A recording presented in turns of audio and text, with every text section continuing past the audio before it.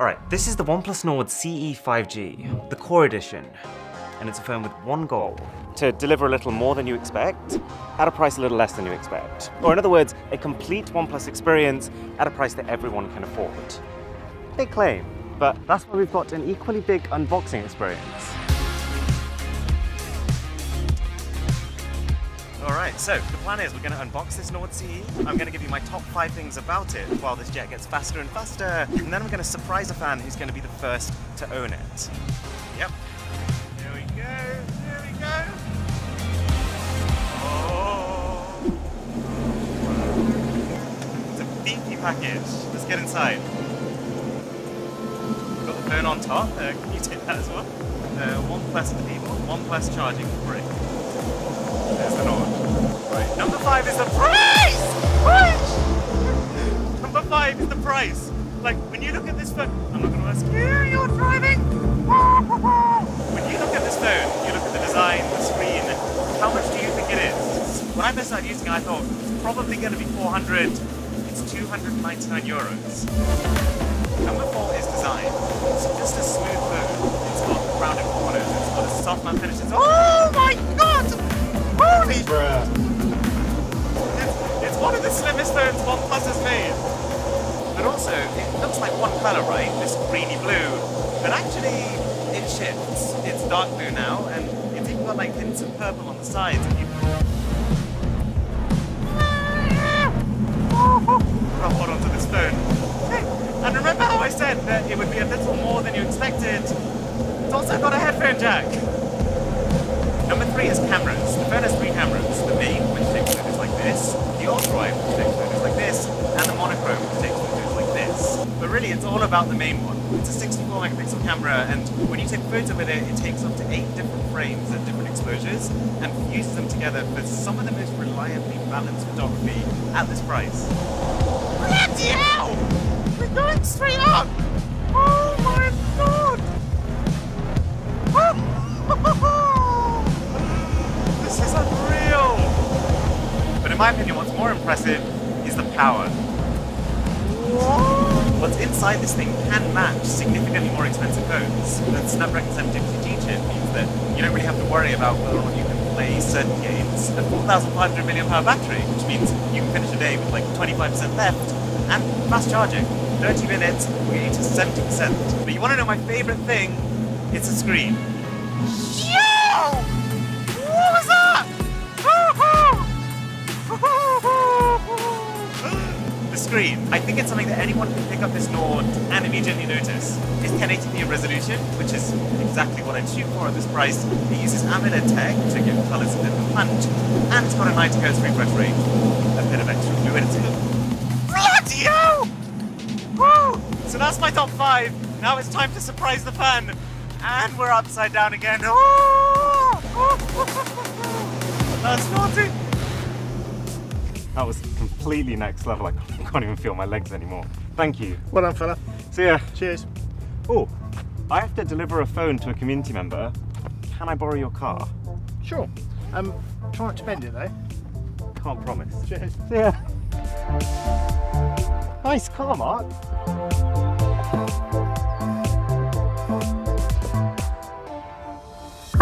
But just before we deliver to the fan, I wanted to understand how OnePlus has done this. So, we've got Senior Product Manager at OnePlus, Sam, and I'm going to ask you 10 questions. And I apologise in advance, because as we go through them, they're going to get more and more probing. I'm ready, let's do it. So, this is a blue phone, but you also make red phones, you make white phones. So something I've always been wondering is, like, when you're in the boardroom designing them, how do you pick what colour? Yeah, it's a great question. And first of all, it's not really a boardroom, more like a kind of laboratory setting with hundreds, maybe thousands of prototype phones, all with different back panels. Maybe more phones than we have in this room. You sure? And for this Nord, it's kind of simple. We wanted to bring the blue color through, so keeping it quite simple to have a very high yield rate, which is important at this price point. So you have to think about yield. So when you try more complex finishes, more of them fail in production. 100%, yeah. So keeping it quite simple, especially at this kind of quite cheap price point. So in your eyes, as someone who's kind of, built this phone, what would you say the best feature is? What's its biggest achievement? I think on a phone like Nord CE, it's about that day-to-day experience, which for the consumer, it's kind of well-rounded. You don't want anything stand out and then anything to be pretty poor. And you do see that a lot in the kind of mid-range category. And so with Nord CE, we kind of really see it as the kind of gold standard of the mid-range because it is so well-rounded. So the way you see it, the best phones, they don't specialize. I think so, yeah. So one of the things that I'm finding as I'm testing more and more advanced phones is that I'm having to find really creative ways to show the differences between mid-range and flagship. Do you think as a manufacturer that that gap is narrowing? I think the gap between a low-end phone and a mid-range phone like Nord CE has seen a huge change for the benefit of the mid-range in the last couple of years. Like what you can do at this price point is incredible compared to maybe even 1 year ago. And what about the sales numbers themselves? Would you say you've noticed people veering towards buying mid-ranges over flagships? I think the numbers around 60%, and this is a kind of industry-wide, of people are kind of going for that mid-range. 60%? Yeah. But just theoretically, like going forward 5 years, do you see that trend continuing? So you said that 60% of people now own mid-range phones. Do you think that could be 80? So 5 years is a long time in the tech industry. And I think that kind of great components, they are getting more affordable for the kind of day-to-day user. And so I think we will see this trend continue. Now we're in the kind of world of 5G, and pretty soon on millimeter wave 5G, and we have tested this. It's going to be faster to kind of ping a satellite than it is to access the internal memory on the SoC. So it's faster to go into the atmosphere and down with a decision or the feedback than it would be to travel a couple of millimeters on the phone. Changes everything. Kind of think how much that will change your day-to-day life on your phone. Cloud storage, cloud computing, cloud gaming, cloud everything. Yeah, I think we won't give too much away today, but we're looking into a lot of cool tech. So something else that's been on my mind recently is, I've heard a lot of companies talk about IP ratings to protect against water and dust, but at the same time, there's a lot of companies who launch phones without IP ratings, and they say, oh, but don't worry, it's still splash proof. The question is an IP rating pointless? Or at least, do people overstate how important it is? I don't think it's pointless. It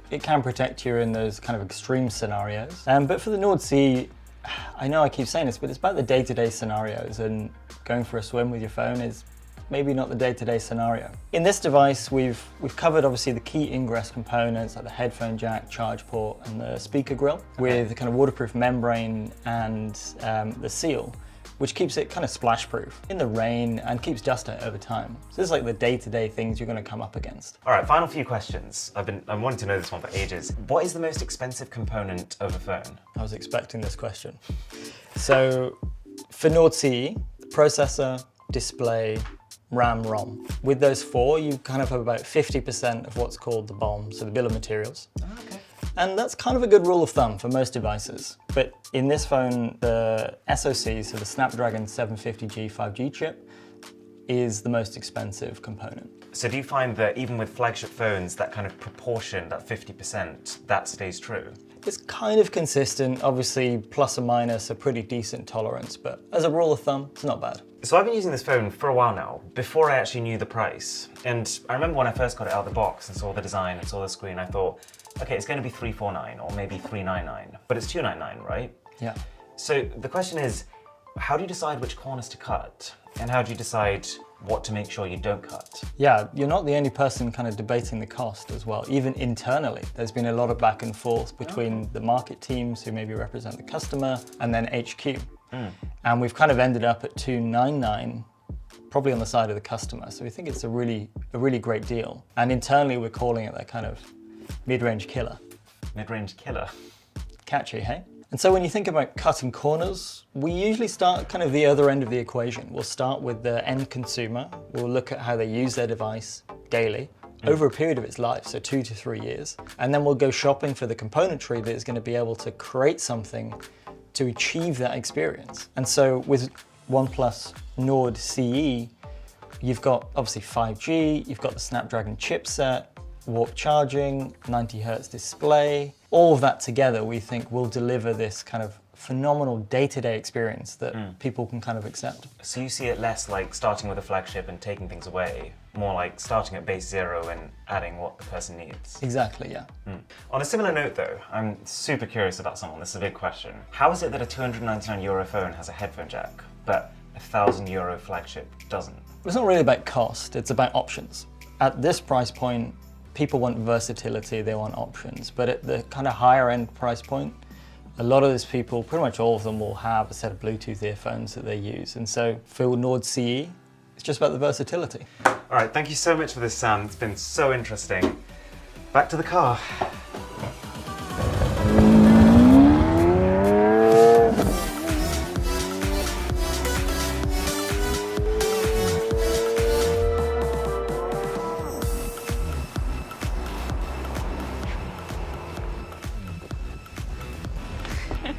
Surprise!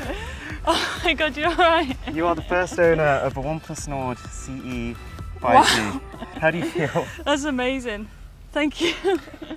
Let's get a photo together. I do not do this every day. Amazing. How do you feel? So excited, I'm just so nervous. It's crazy, isn't it? Check out the link in my description for all info about the phone, including an early access sale if you want to be the first to own the CE. Well, second at least. Thanks for watching. My name is Aaron. This is Mr. Who's the Boss. And I'll catch you in the next one.